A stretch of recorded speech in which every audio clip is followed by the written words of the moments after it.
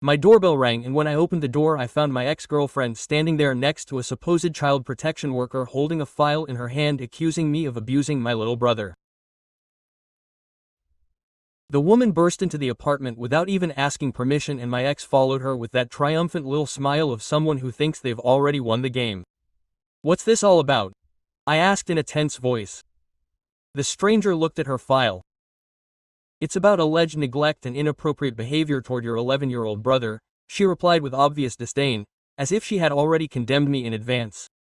She began walking through the rooms, writing down things on her blog. She pointed out a couple of unwashed dishes in the kitchen. Poor living conditions. She opened the door to my brother's room and saw 2 t-shirts lying on the floor. Clear signs of abandonment. "That's completely normal," I protested. "Every house has dirty dishes from time to time. Abusers always find excuses."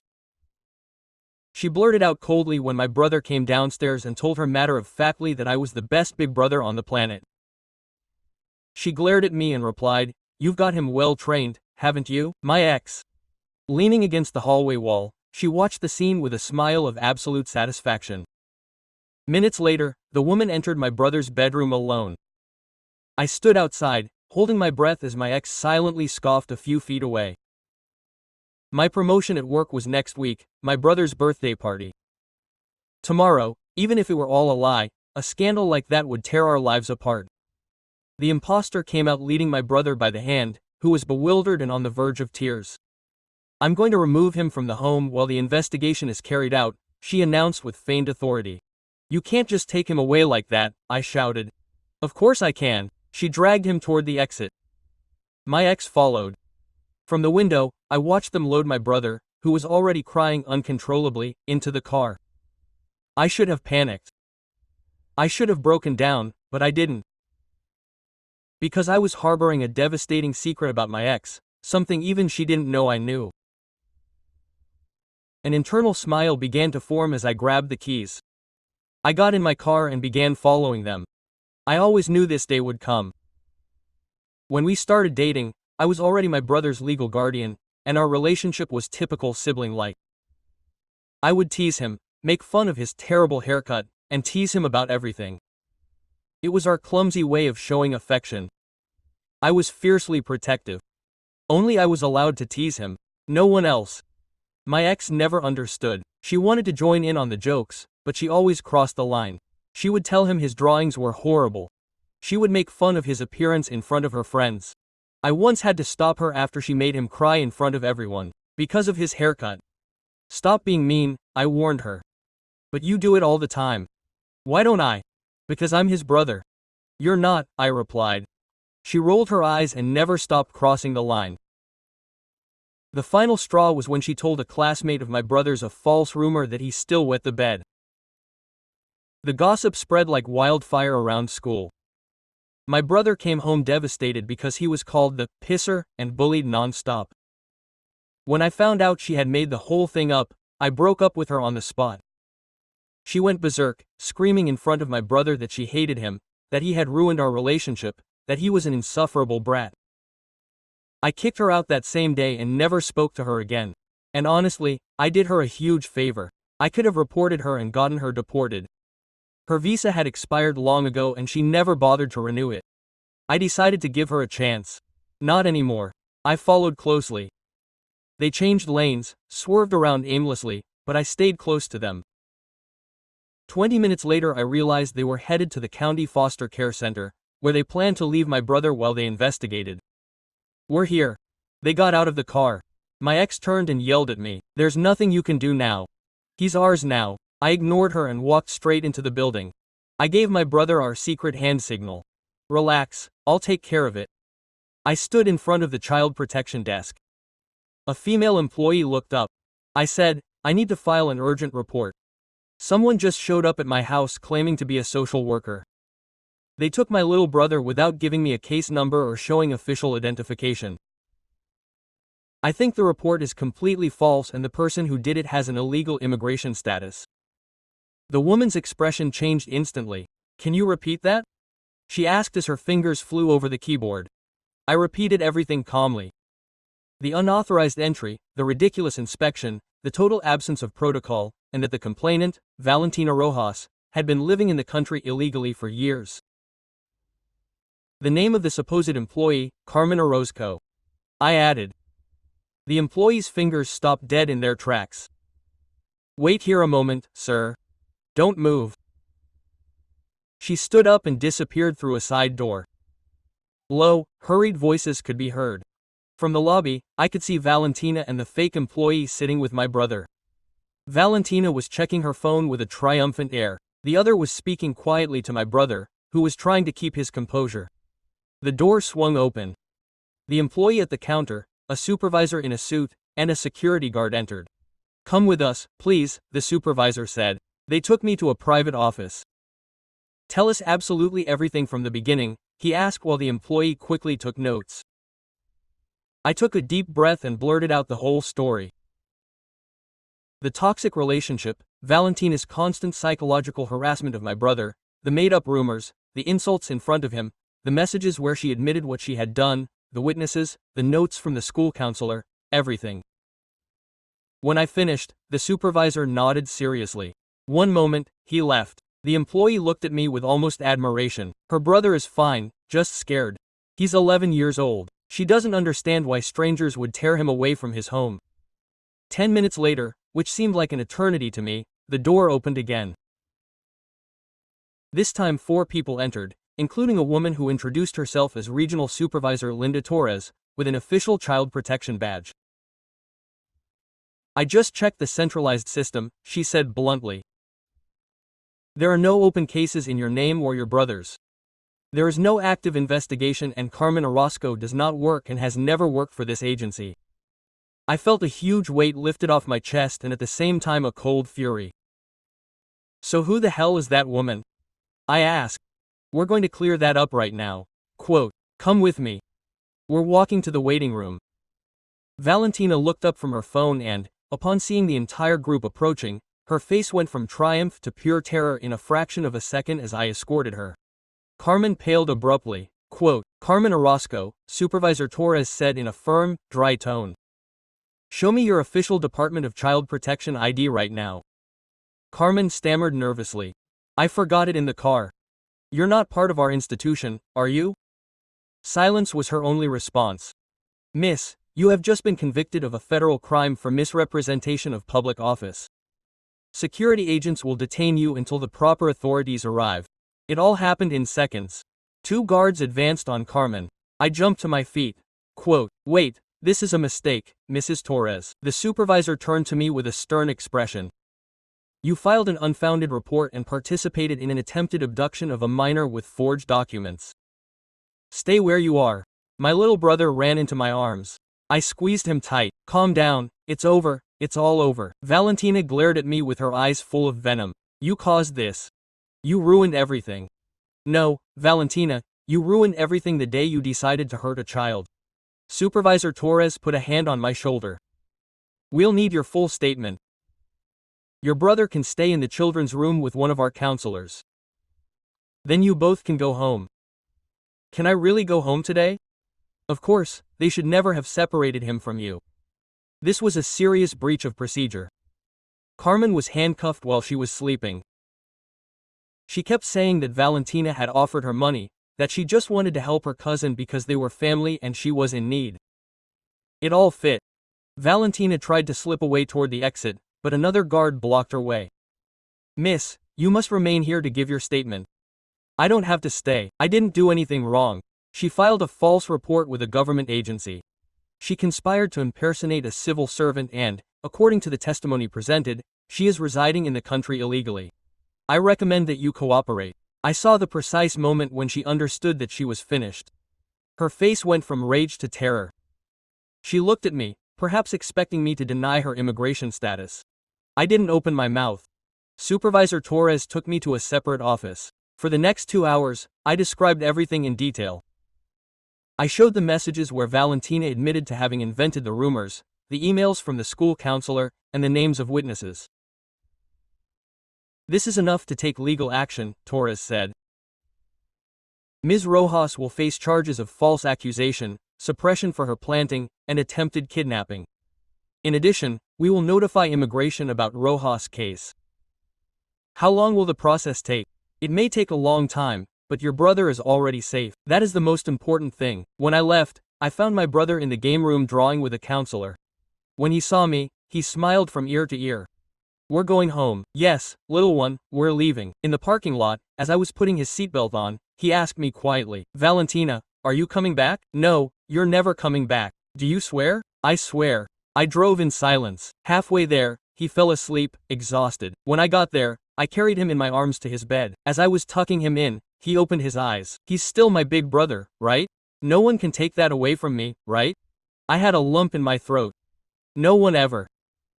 You're my brother forever and I'll always take care of you.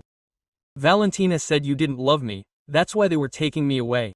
Valentina lied. I love you more than anything in my life. That's why I fought today, it was because of you. He clung to me and cried more than he had ever cried before. I let him vent until he fell asleep. I went downstairs to the living room. My phone showed 17 missed calls from unknown numbers, probably Valentina trying to reach me. I blocked them all. I didn't sleep a wink that night, reviewing every second of the day to make sure I hadn't forgotten anything. At dawn the phone rang. Official number, Mr. Herrera, this is Detective Ramirez, Judicial Police. We need you to come in today to give a supplementary statement about what happened yesterday. I'll be there in an hour. The police station smelled of stale coffee and smoke. The detective took me to a small room with a metal table and 3 chairs. Sit down, water. I'm fine. She put a tape recorder in the center. Standard procedure, it will be recorded. She pressed the button. Interview with Mr. Mateo Herrera, witness and affected party in case of false accusation and identity theft. Detective Ramirez conducting.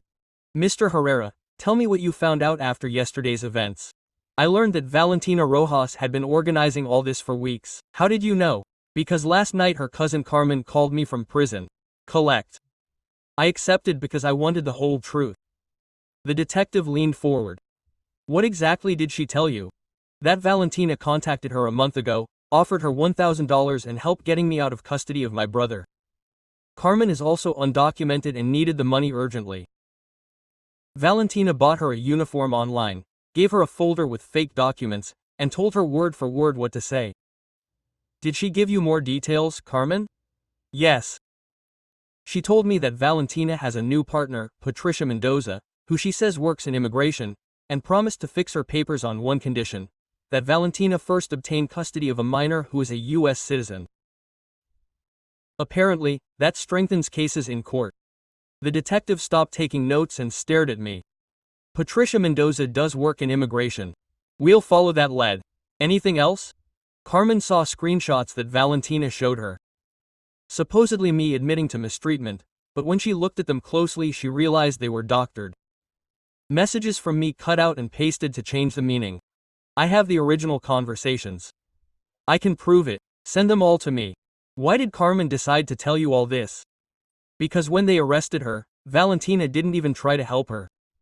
Carmen understood that she had been used, and when she saw the fear on my brother's face, he has children there, her conscience was guilty.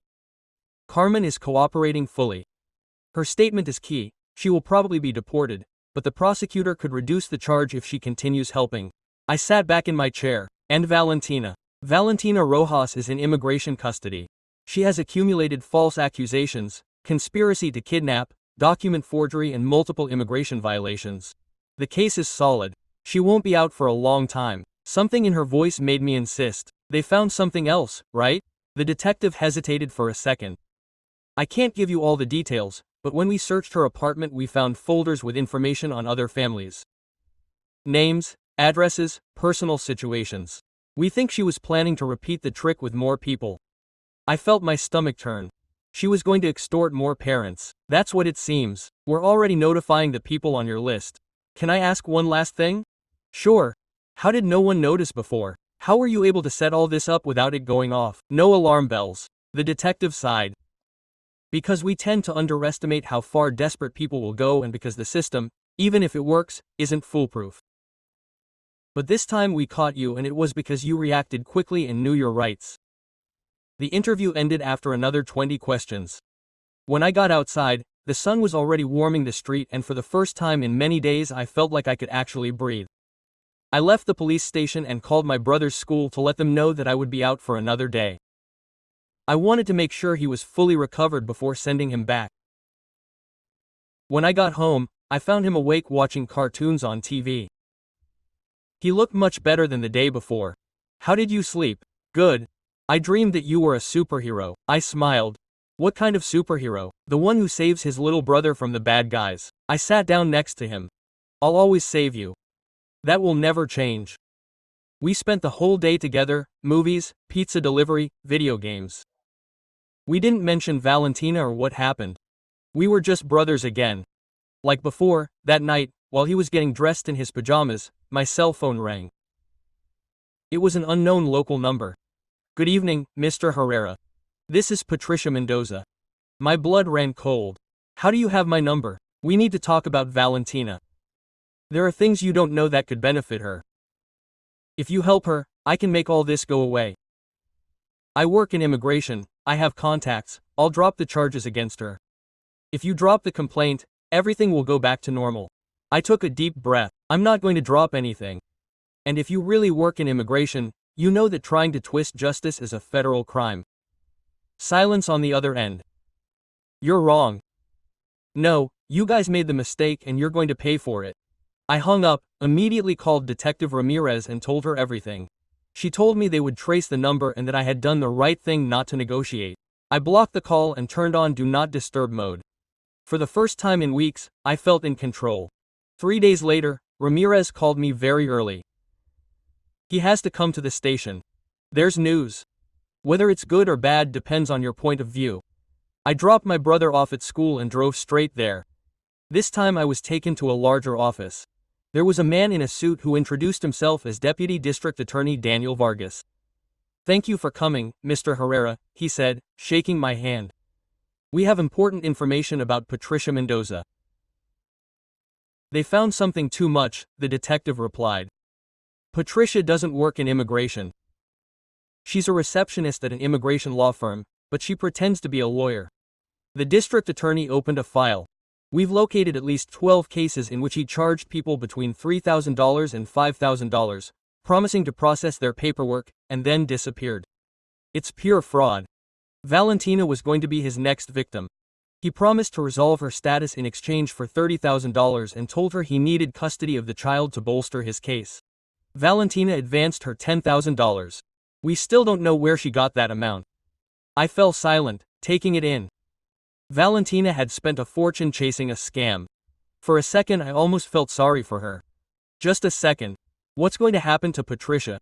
"She's already in custody," Ramirez said. "Just this morning, when we confronted her with the evidence, she tried to escape, but she didn't get far."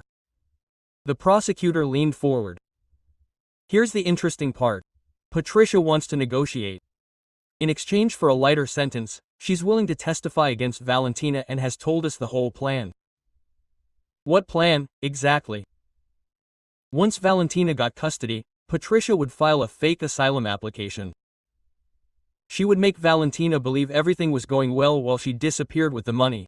Valentina would never have gotten papers and her brother would have been caught in the middle of the mess." I felt anger rising in my throat. Using a child as a bargaining chip. "But there's more," Ramirez continued. "Patricia revealed that Valentina had a plan B. If you didn't voluntarily give up custody, she would accuse you of physical abuse. Carmen was going to testify that she had seen him. They had photos prepared." The detective pushed an envelope towards me. I opened it. They were images of my brother with bruises on his arms. Bruises from when he fell off his bike 2 months ago. I took him to the doctor myself. I have the report. Valentina took them that day, hidden, and saved them for the right moment. I explained. Exactly, the prosecutor confirmed. With Patricia's testimony, Carmen's, and all the documentation, the case is ironclad. Valentina will face serious charges, probably prison before deportation, at least 2 years, maybe more. And once the sentence is served, immediate deportation and a ban on entering the country for at least 10 years, possibly for life. I took a deep breath. It was exactly what I wanted to hear, but I didn't feel the relief I was expecting. Only tiredness. What do they need from me? to testify when necessary and to record any attempts by her or anyone related to me to make contact. Even though she is under arrest, sometimes they find ways. If you receive strange calls or messages from unknown numbers, save them and notify us immediately. I nodded. One more thing, Ramirez added. Carmen accepted a deal. She will testify against both of them in exchange for voluntary deportation with no criminal record. She will be able to see her children again someday. It seems fair to me. She cooperated. Thanks to that, we were able to act quickly and locate the rest of Patricia's victims before they lost any more money. I got up to leave. The prosecutor stopped me. Mr. Herrera, many people in your place would not have reacted so quickly or known how to defend your rights. Your brother is lucky to have you, and I am lucky to have him. I left and drove straight to school. It was almost recess. I wrote to the principal asking if I could take my brother out early. She said yes. When I saw him come out and she saw me waiting for him, her face lit up.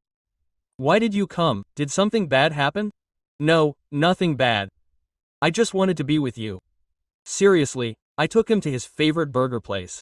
As we ate, he asked me, aren't we going to have any more problems with Valentina? No, she's never going to bother us again. Promise? I promise. He smiled and went back to eating his fries. Then I took him to the park.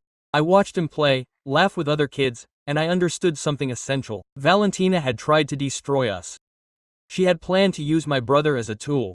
She had manipulated, lied, and conspired, but she had lost. Not because I was smarter or stronger, but because she underestimated one thing. I would do anything, absolutely anything, to protect my brother, and that defeated her. That night, after putting him to bed, I sat on the couch with a beer. My phone vibrated. Message from a hidden number. This doesn't end there. I took a screenshot and instantly sent it to Detective Ramirez. Valentina still didn't understand that she had already lost, but she would soon. 2 weeks later, a certified letter arrived from the court. The preliminary hearing was set for Friday. I was the star witness. My brother caught me opening the envelope at breakfast. What is that? Papers from work. I lied. He stared at me. He knew me too well. It's about Valentina, right? I sighed. There was no point in hiding it. Yes, I have to go to a hearing. The judge will decide whether there will be a trial. You don't have to go alone. This is for adults. He was quiet for a while and then said, "Can I ask you something?" Always. I still have nightmares. I dream that they're taking me away and you can't find me. I felt a lump in my throat. I knelt down in front of him. I'll always find you no matter what. Even if Valentina tells lies, the truth always comes out. And the truth is that I take care of you, I love you, and I'll never abandon you. He hugged me so tightly that it almost hurt. When she left, her eyes were red, but she wasn't crying. I want you to tell the judge something on my behalf. Tell him that Valentina scared me, that when she was here I didn't want to leave my room and that now that she's gone I'm happy again. I'll tell him, I thought word for word. Friday came flying by. I left my brother with Mrs. Gomez, the neighbor who took care of him when I worked long shifts. She knew the whole story and had even offered to testify if needed, if it was essential. The courtroom was packed. I could make out Detective Ramirez, Prosecutor Vargas, and Carmen, sitting in the area reserved for witnesses. She looked at me with a guilt that she couldn't hide from her expression. I gave her a slight nod. We weren't friends, but I had collaborated in stopping Valentina. Patricia was in another area next to her defense attorney. She looked much more fragile than in the images of her arrest. Without makeup or expensive clothes, she was just a common con artist. Then Valentina showed up. She was accompanied by her public defender, a young man who seemed overwhelmed by the situation. He stared at me, trying to intimidate me with his gaze, perhaps hoping that I would lower my eyes. I didn't. It was she who ended up turning her head. The judge made his entrance. We all stood up. State's case against Valentina Rojas. Charges: false accusation, conspiracy to commit kidnapping, falsification of public documents, and obstruction of justice. Is the defendant present? The judge asked. Valentina's lawyer stood up. Yes, Your Honor, my client pleads not guilty to all charges. Prosecutor Vargas took the floor. Your Honor, the public prosecutor has overwhelming evidence of the defendant's guilt, cooperating witnesses, irrefutable documentation, and a clear pattern of criminal behavior.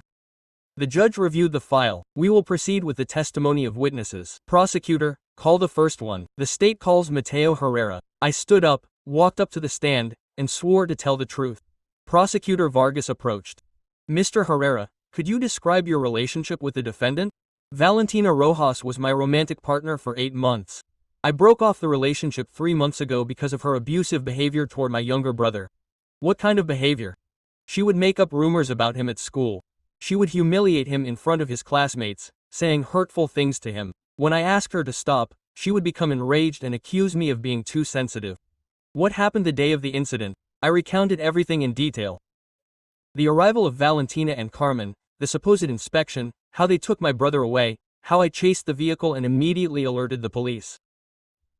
The defense attorney attempted to cross-examine her.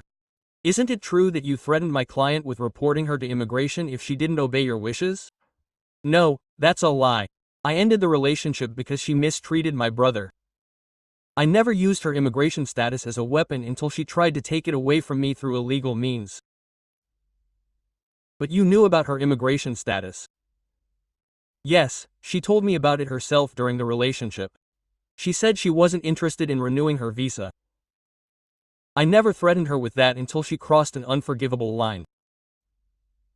Don't you think that reporting her was an act of revenge? Prosecutor Vargas stood up. Objection, speculation accepted, the judge said. Rephrase. The lawyer didn't insist. I got off the stand. Then Carmen testified. She explained the entire plan. Valentina's contact, the promises of payment, the fake uniform, the forged documents. When the defense attorney tried to discredit her, Carmen said something that changed the atmosphere in the courtroom. I have children waiting for me in my country. When I saw the terror in that child's eyes, I thought of my own. I understood that I was committing something monstrous. That's why I decided to cooperate, not because of an agreement, but because it was the right thing to do. The judge watched her attentively. Then Patricia testified.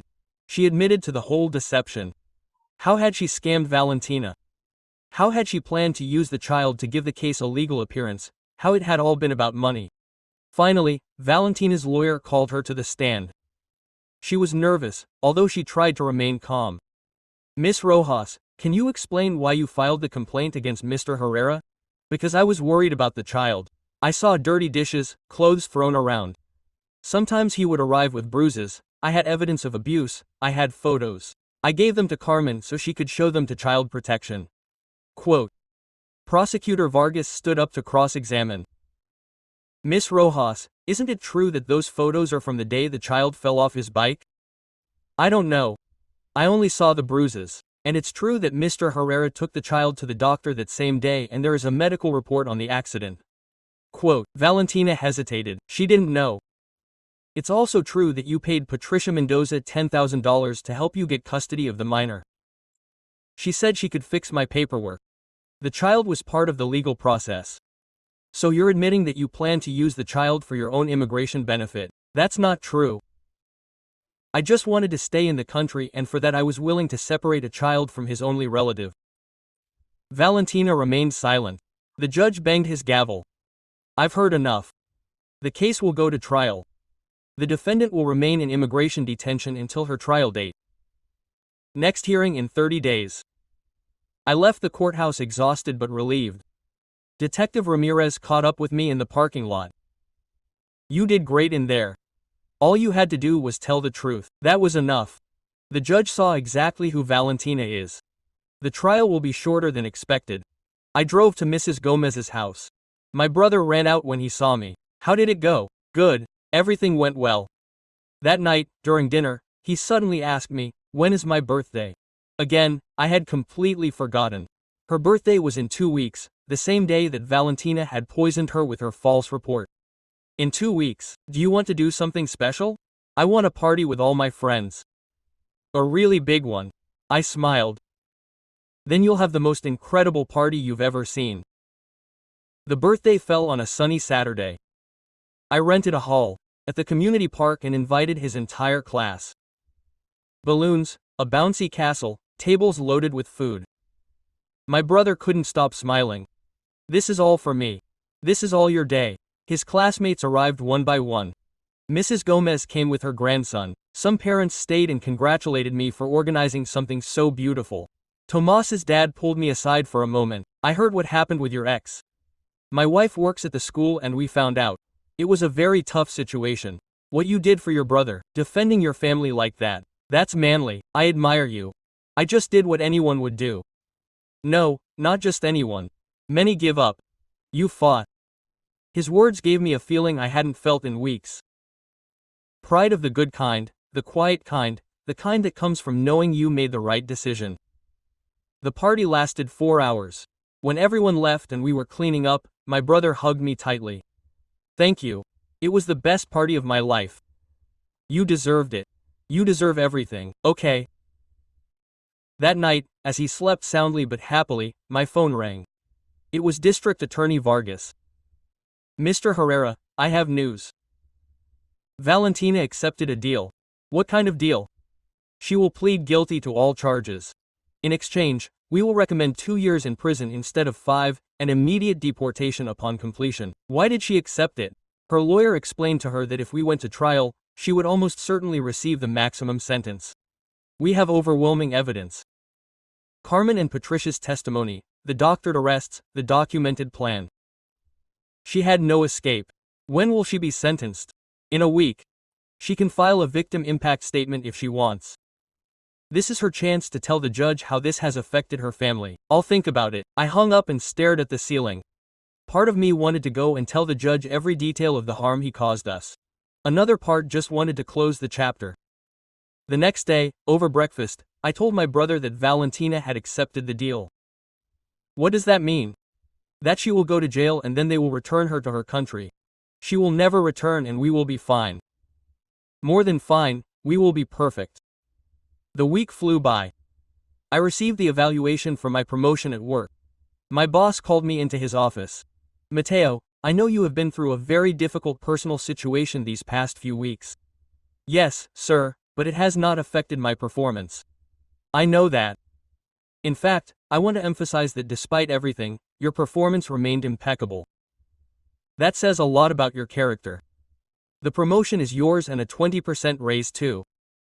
I did not expect that. Thank you, sir. You have no idea what this means. I know and you deserve everything.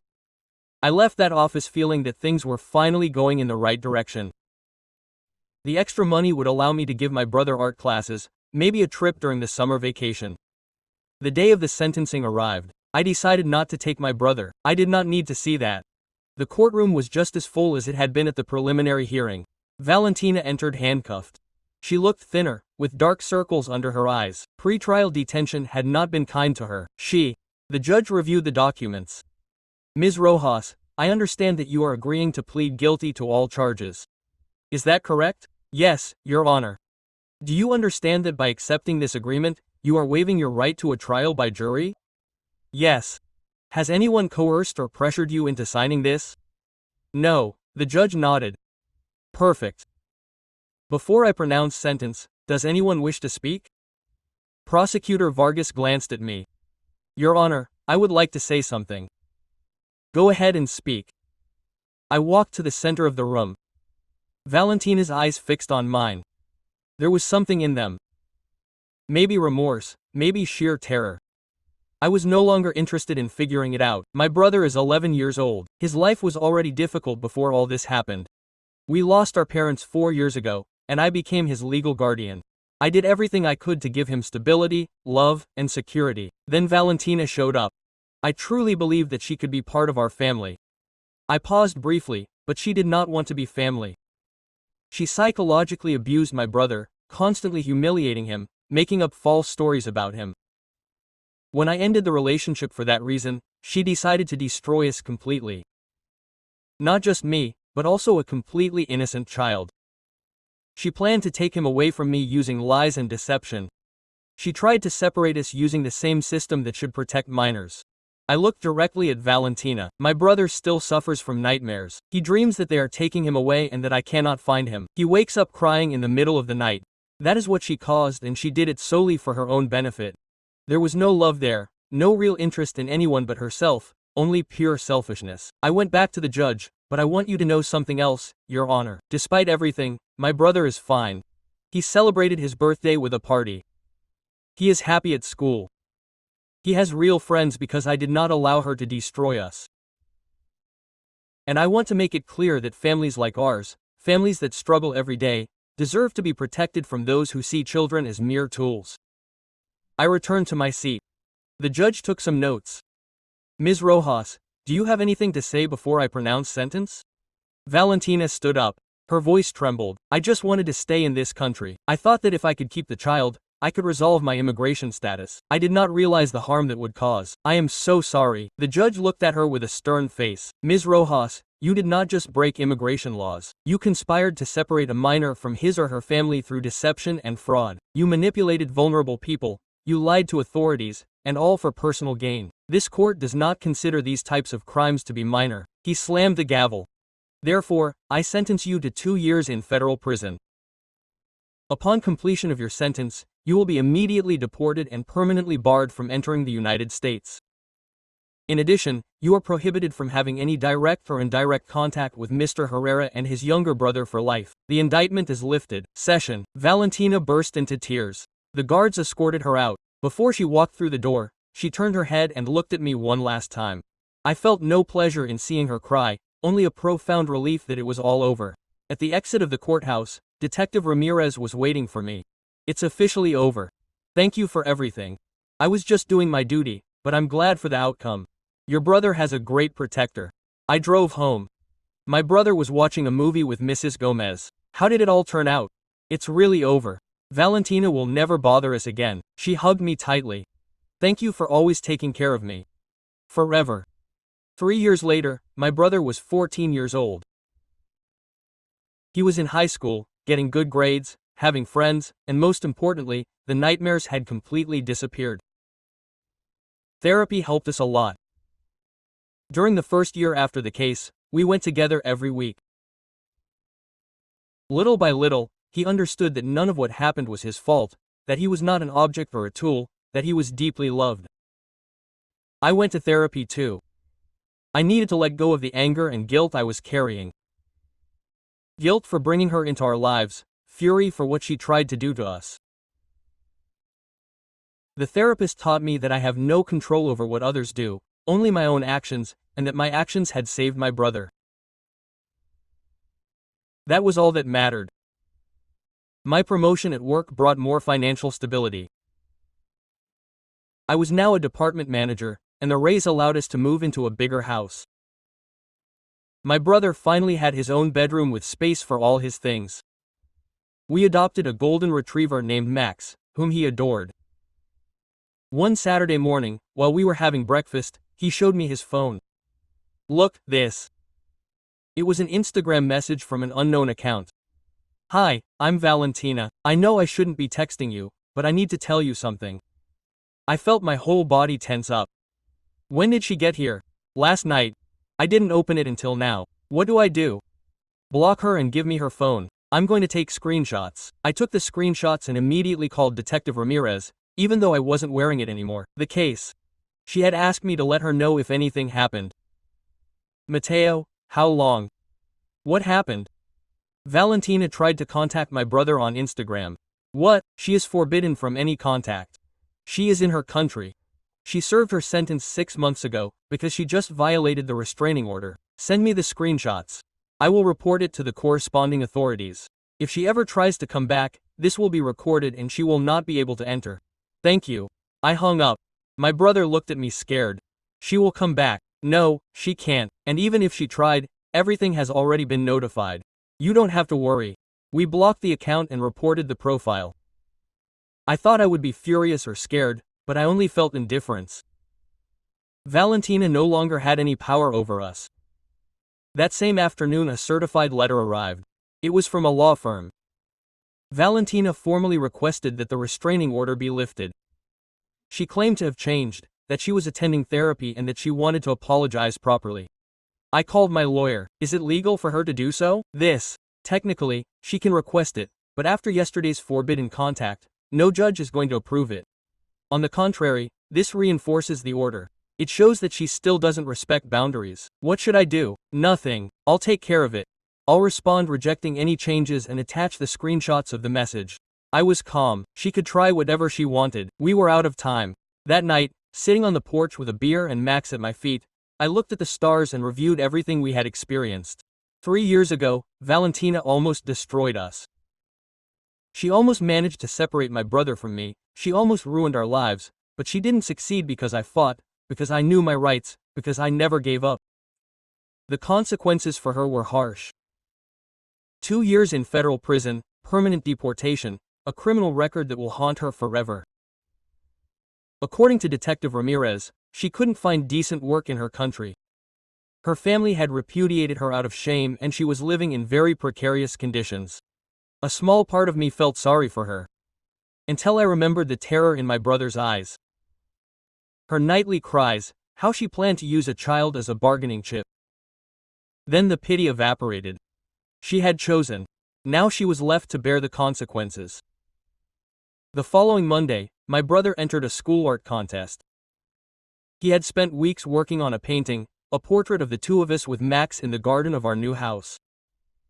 It won first prize. When he stepped on stage, he met my gaze across the audience and smiled. That smile said it all. He was fine, he was happy.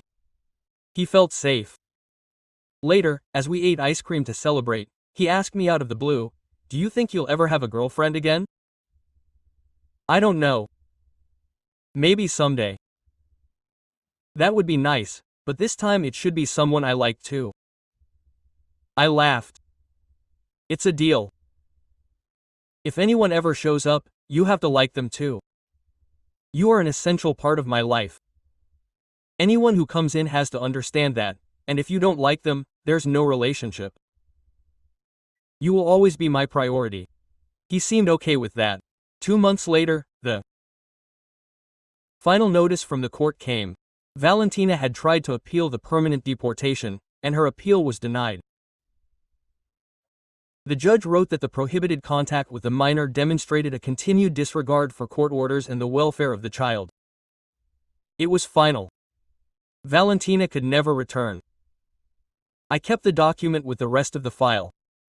Someday, when my brother is older, he might want to see it all, know how I protected him, understand that he was always the most important thing to me. That night, over dinner, she told me about her day at school, her friends, her classes, the science project, normal. Everyday conversation, perfect. Afterward, we washed the dishes and went out to walk Max. The neighborhood was quiet. My brother was throwing the ball and Max was running like crazy. You know what? He said suddenly. Tell me, I hardly ever think about that day anymore. Sometimes whole weeks go by without remembering it. That's great. It means you're really healing. But when I do remember it, I'm not scared anymore, because I know you'll always take care of me. I felt a lump in my throat. Always. No matter what happens, I'll always be here. We went back home. As he got ready for bed, I checked his phone one last time. No weird messages, no threats, just peace. I peeked into his room. He was in bed with Max lying at his feet reading. Do you need anything before bed? No, everything's fine. Good night. Good night, and thank you. Thank you. Why? For being my big brother. For never giving up. I smiled. You don't have to give up. It's my job and there's nothing in the world I love doing more. I closed the door softly, went downstairs to the living room, and collapsed onto the couch. The house was silent, but it was a good silence. The silence of knowing that we were all safe and at peace. Valentina had tried to destroy us with every weapon she had. Lies, manipulation, the system, vulnerable people. But she lost because in the end, true love always wins. Not the possessive and selfish love that she claimed to feel, but the love that protects, that sacrifices, that fights tirelessly, the love of family. And that love saved us. The end. Yeah.